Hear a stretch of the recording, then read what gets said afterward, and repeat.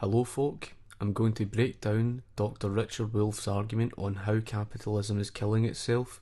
Because of the length of the argument in the talk that Dr. Richard Wolff gave against capitalism, I will break it down into different parts. So let's get started.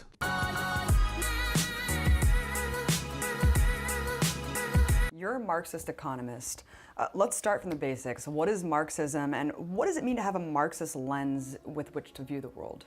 I think the best way to understand it is that the difference between Marxism and other things is that it wants to go to the root. It is radical in that sense. It wants to see these problems: homelessness, inequality, an economy that bounces around, having a recession or a depression every 3 to 7 years, a society that concentrates political power in a tiny number. These recurring problems of capitalism, Marxism says, are built into the system. What you will always find when dealing with critics of capitalism is that they will always talk about the present tense. The problem with this argument is that across the world, most countries have a mixed economy. Even the freest economies of recent decades have sadly moved in the wrong direction, for reasons I don't need to cover here. So when Dr. Richard Wolff speaks about these recurring problems of capitalism, he is ignoring the fact the free market system is not present, and that is what a capitalist system is. Is it the fault of capitalism in this mixed economy that is the fault for these recessions and depressions? And what about inequality and homelessness? Why are house prices so high? In the 10 years up to the start of the financial crisis, house prices rose by over 200%. Well, first off, it was socialism that was solely to blame for the high inflationary problem that drove costs up, that drove up the costs of living on the poorest of society. It wasn't the fault of capitalism for the presence of this fiat currency. After all, free market money is money determined freely by the marketplace, by the people of society, not a set group of people sitting in a central banking system. So capitalism was never to blame for having stripped the gold and silver standard, leaving us with this worthless paper. Nor was capitalism the fault for the increased printing, borrowing and spending. Remember, it is every £1 or $1 or €1 to the value of the product. For every £1, $1 or even €1 you print, there is a 1 plus debt added to the currency. This naturally devalues the base of the currency, which in turn drives up inflation, forcing costs of goods and services up. Another reason for high inflationary problems is due to the lack of competition and restricting supply.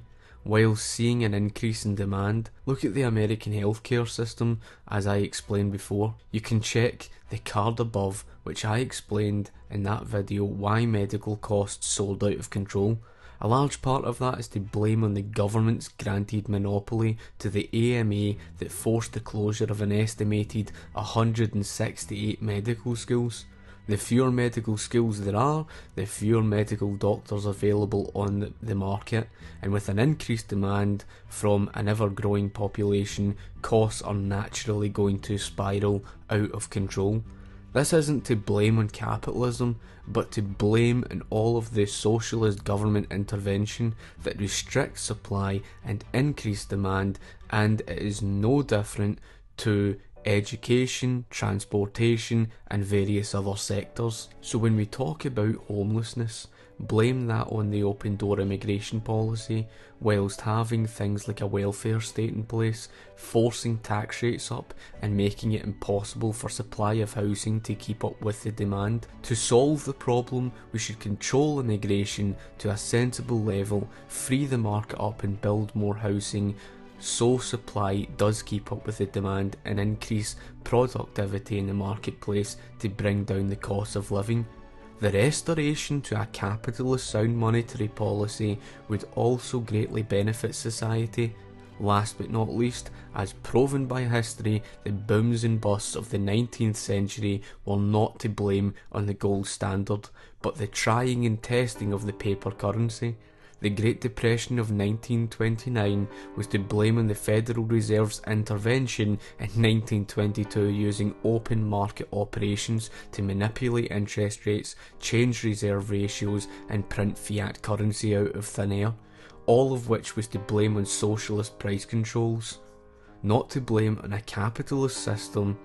And as we saw from the banking crisis of 2008, the fault of the socialist subsidies that created too big to fail banks instead of letting incompetency fail. And if you want to solve them, you can't do that within the framework of the system. You have to face the fact that the system itself is the problem, which is why Marxists tend to be people who abide by the idea we can and we should do better than capitalism. We should reorganize society because that will be a better way to deal with all those problems than dealing with them individually as if you could solve homelessness or solve inequality by a quick fix, by a marginal adjustment. Well, thinking you can organise society was precisely the very reason throughout history it led to the very disasters the legacy of Marxism left behind.